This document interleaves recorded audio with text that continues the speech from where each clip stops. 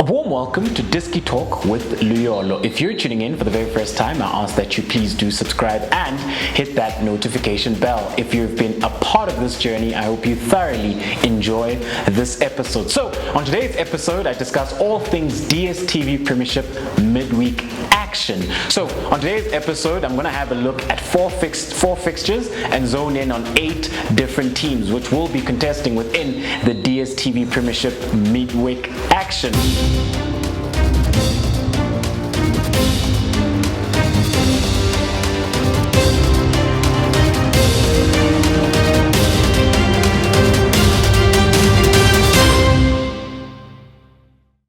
So when we have a look at it then, the first fixture is Marumo Gallants versus Royal AM. So with regards to Marumo Gallants, they haven't been doing well within the DStv Premiership.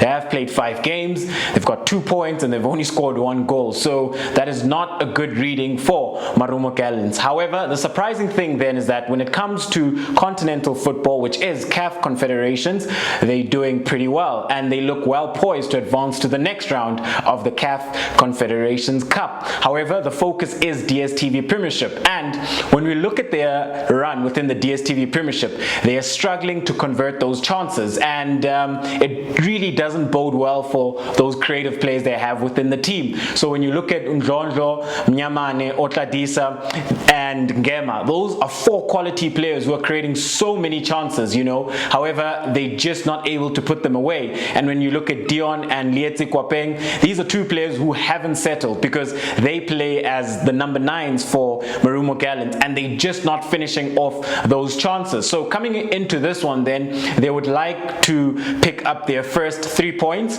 and especially considering that they find themselves in a position where they come off the back of a win within the CAF Confederation. So they would like to maintain that momentum and that consistency. However, they do come up against Royal AM and it's not going to be easy. And when we have a look at Royal AM, this is a side that has played 6 games. They've won 4 in a row, which is quite impressive for any team within the DStv Premiership because that is quite impressive form. So they do find themselves in a very good position. And when we have a look at Royal AM, when it comes to how they normally line up and John Maduga's game model, so he does love to institute a very offensive 3-4-3 system, which I'm really enjoying, because what I like about his approach is that A, it's ball orientated, and B, it's all about space management, you know, when they don't have the ball, which is very rare when it comes to DStv Premiership football, especially considering the fact that they don't play with the traditional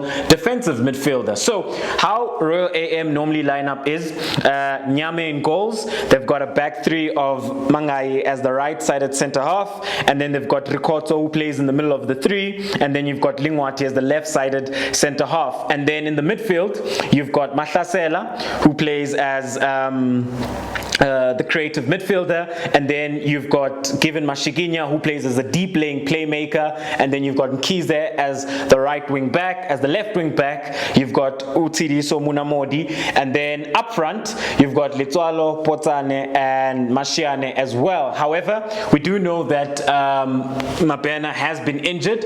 I just hope that he's making his way to full fitness, because if he comes back into this side, you know, it really strengthens them, and especially considering how well Letswalo's doing and how well Mabena was doing before he got injured, you know. So this is how they normally line up, and has been a very, very exciting team to watch, actually, you know. So without the ball, what has been impressive is how they manage the spaces. So at different phases of play, if they find themselves in a situation where they are penned in deep in their own half, it easily becomes a back 5 with the 2 wing backs tucking in, and you'll see Mashiane drop into midfield to help, and at times they become very compact, you know, they sort of take up that shape and it becomes very difficult to break them down, and they're able to block certain passing channels and certain pockets of spaces, so teams then aren't able to penetrate them and break them down. When they are on the offensive, the 2 wing backs go high and wide, and and then you'd have Potane operating in the half spaces.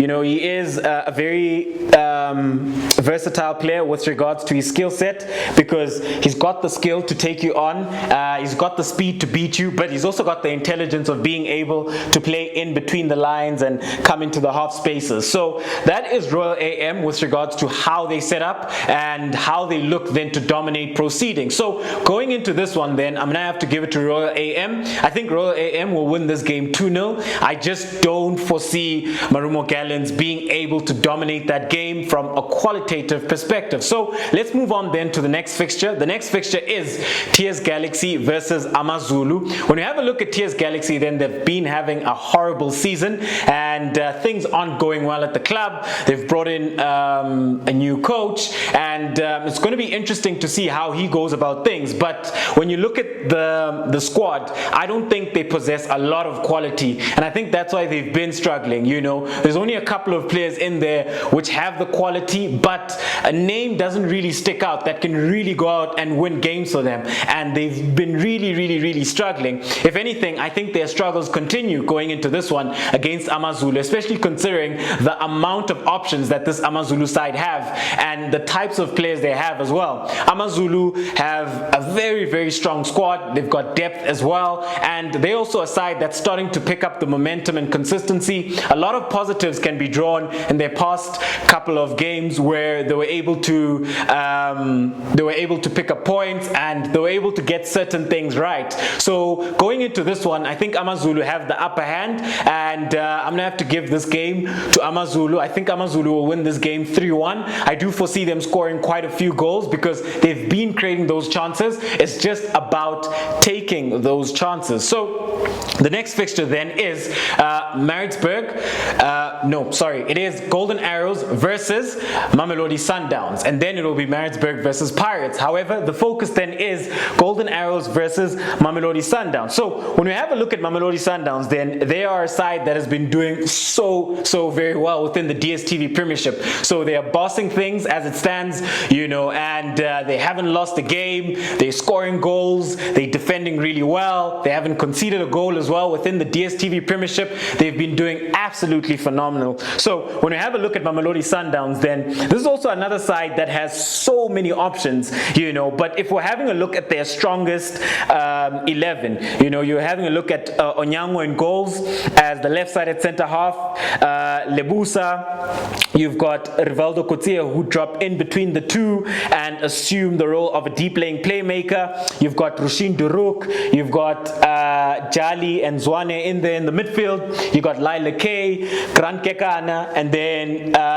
you've got Shaulile, Erasmus, and you've got Kutumela as well. But like I have mentioned, they've got so many options, so this could change, you know, going into this game, you know, especially considering the fact that they did play within the CAF Champions League. So Sundowns have so many options coming into this one, and I think they will have the upper hand because of form, consistency, and also when you look at that, a couple weeks ago they did play against Golden Arrows in the MTN 8 semi-final second leg, and they absolutely dismantled them, you know. So I just think Golden Arrows coming into this one, they haven't been great as of late. Golden Arrows, yes, they did pick up 3 points just before the international break, but if you look at their last couple of games, you know, holistically they have been struggling to a certain degree. So I just hope then that they will be able to show a better performance and a better showing against Sundowns this time around than what they did in the MTN 8, you know. I just think it's going to be a very difficult game for them. I just hope that they're able to fix a couple of things, because I think against Mamelodi Sundowns in the MTN 8 semi-final, what they struggled with was their defensive organization, and their tactical shape as well wasn't as solid as it normally is. And another thing then, when you look at Golden Arrows, is that they're conceding so many goals, but they're also scoring the goals. So that's a positive, but then the negative is that they're conceding so many goals. So if Coach Siema can work on those things from a defensive perspective, I think we can start to see Golden Arrows pick up momentum with regards to their league form. But it will be a very interesting encounter when Mamelodi Sundowns do visit Golden Arrows within the DStv Premiership, and I'll give this one to Mamelodi Sundowns. I do foresee them winning this game 2-0. Moving on then, right along, let's have a look at Orlando Pirates versus Maritzburg United. So it is basically Gauteng versus KZN with these two fixtures, where Orlando Pirates will travel to Maritzburg. And coming into this game then, both teams, with regards to Orlando Pirates, they've had better form, whereas Maritzburg United, they've struggled at certain periods. They haven't really started finding their feet within the DStv Premiership. But we do know that with Ernst Middendorp, he normally loves to set up a very solid, very defensive side, and hasn't really been successful with that because they have been conceding goals. So that is something that he's going to look to fix going into this encounter, especially considering that we've had the 2-week international break. So teams have had so much time to work on certain things from a qualitative perspective, from a tactical perspective, and a technical perspective as well. But coming into this game, I do foresee Orlando Pirates having the upper hand with regards to the experience they have and the squad that they have, And when we look at Orlando Pirates coming into this game,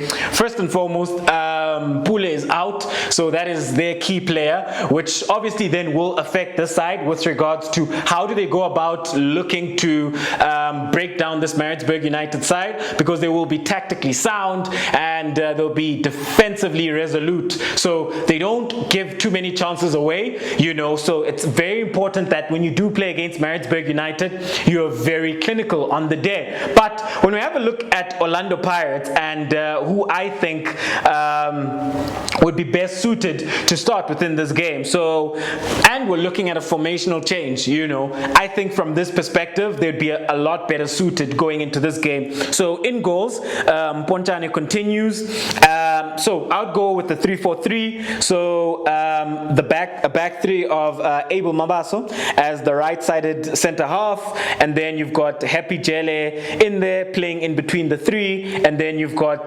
Tyson as the left-sided centre half. As the left wing back, you have Paseka Mako. As the right wing back, you have Bandile Shandu. And then in the heart of midfield, I'll start with Makaringe and Ganyiso Zungu as well, just to freshen things up, because they're also a bit thin in the midfield with regards to their options. And then as the two number 10s, you go with Hoto and you go with Kabelo Dlamini and then Mabasa up front. So I think this starting 11 from a qualitative perspective will have the edge over Maritzburg United, and I think they're better suited going into this one.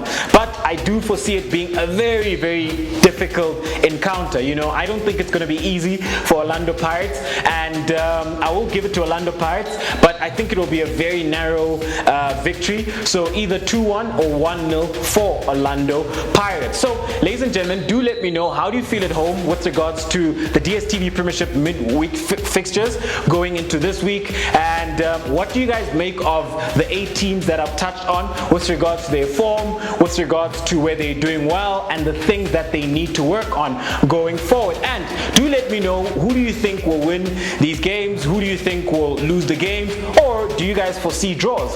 Thank you very much for tuning in to yet another special episode of Diski Talk with Luyolo. Signing out.